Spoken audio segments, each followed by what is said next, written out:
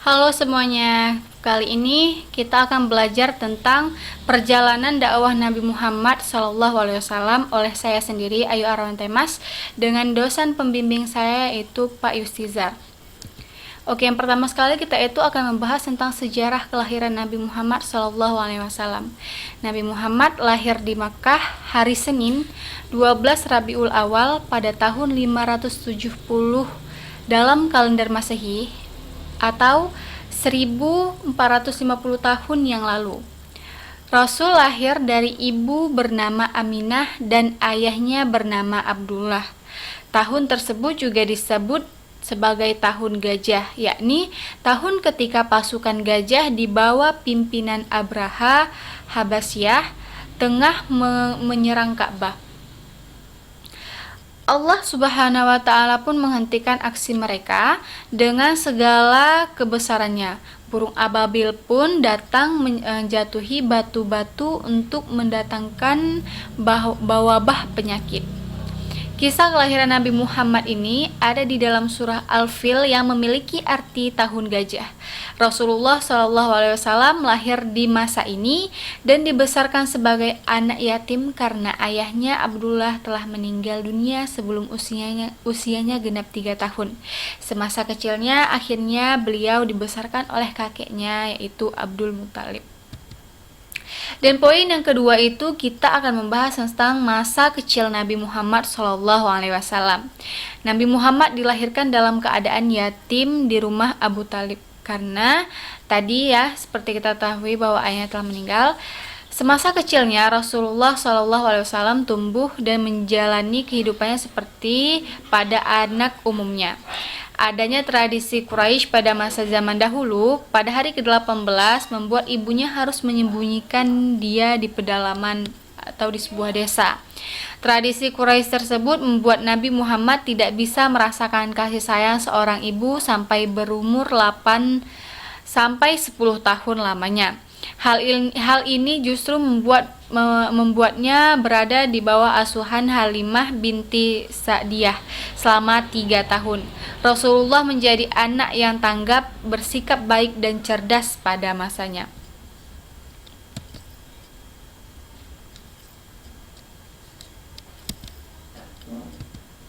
Selanjutnya masa remaja Nabi Muhammad SAW.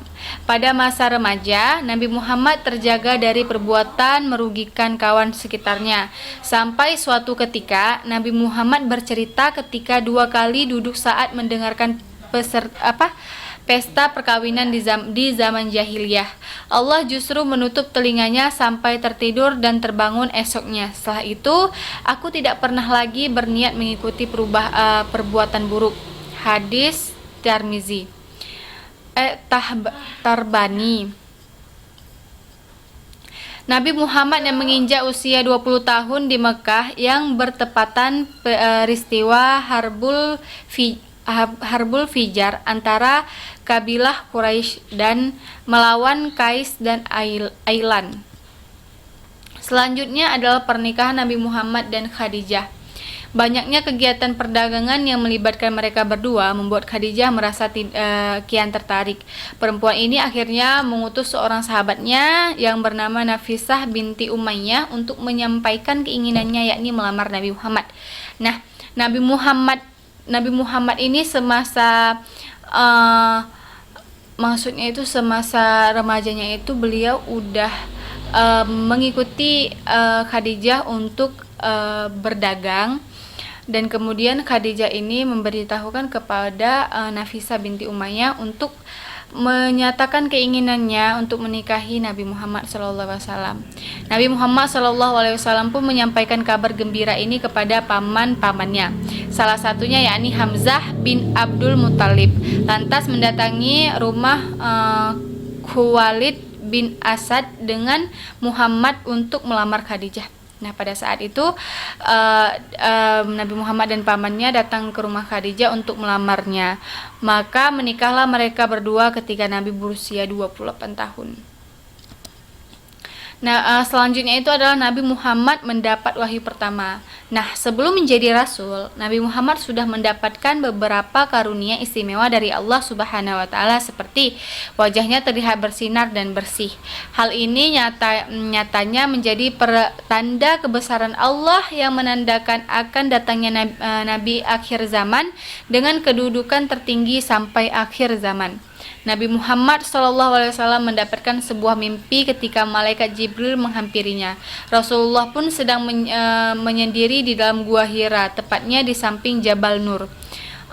Turunlah wahyu pertama yang ia bawakan dari Allah, yakni surah Al-Alaq ayat 1-4. Jadi Nabi Muhammad SAW menerima wahyu pertamanya itu ada di dalam gua Hira, dan wahyu pertamanya yang diberikan oleh Allah melalui malaikat Jibril yaitu surah Al-Alaq ayat 1-4. Selanjutnya adalah dakwah Nabi pertama.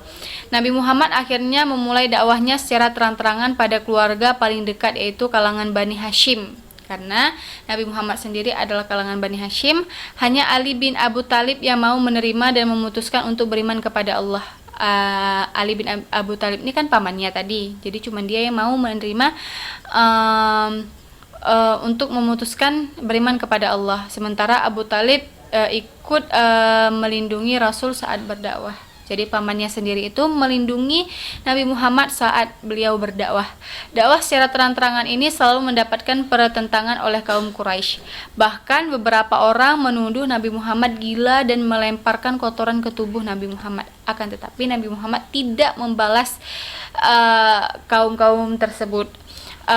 Abu Jahal dan Abu Lahab sebagai pamannya bahkan juga ikut menentang Rasul selama berdakwah. Jadi jadi Nabi Muhammad ini kan berdakwah secara terang-terangan itu dimulai dari kalangan keluarganya sendiri, yaitu kalangan keluarga terdekatnya. Jadi Abu Jahal dan Abu Lahab ini kan paman Nabi, tapi mereka tidak mau beriman kepada Allah. Bahkan pamannya Nabi Abu Jahal dan Abu Lahab ini menentang ajaran dari Nabi Muhammad. Nah, selanjutnya pertentangan dari kabilah Quraisy bersama dengan kaum kafir Quraisy lainnya. Abu Jahal dan Abu Lahab menentang dakwah Rasulullah SAW. Keduanya bahkan sempat mengintimidasi pengikutnya agar meninggalkan Nabi. Mereka khawatir jika ajaran Nabi Muhammad hanya bisa merusak agama nenek moyang, yakni menyembah berhala. Nah, jadi kan Nabi Muhammad ini kan membawa ajaran baru, yaitu ajaran Islam untuk menyembah Allah Subhanahu wa taala.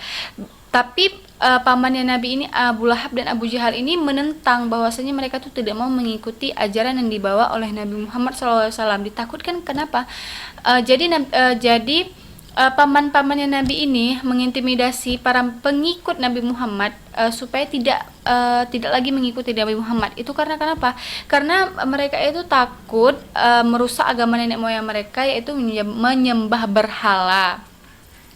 Banyak dari kaum Quraisy yang mencoba segala cara untuk membunuh Nabi Muhammad. Mereka juga memberikan uang tebusan pada Abu Thalib agar membiarkan Rasul wafat. Rencana pembunuhan ini pun sering melibatkan orang luar agar tidak memecahkan perang saudara. Nah, jadi banyak sekali tantangan Nabi Muhammad dalam berdakwah ya. Banyak orang yang ingin membunuh Nabi Muhammad, banyak orang yang mencela, mencaci Nabi Muhammad, tapi Nabi Muhammad tetap tegar dan selalu dalam lindungan Allah. Karena kenapa? Karena dia yakin bahwasanya agama ataupun utusan Allah mengutus dia itu tidak akan sia-sia gitu. Sekian dari saya, terima kasih. Semoga bermanfaat.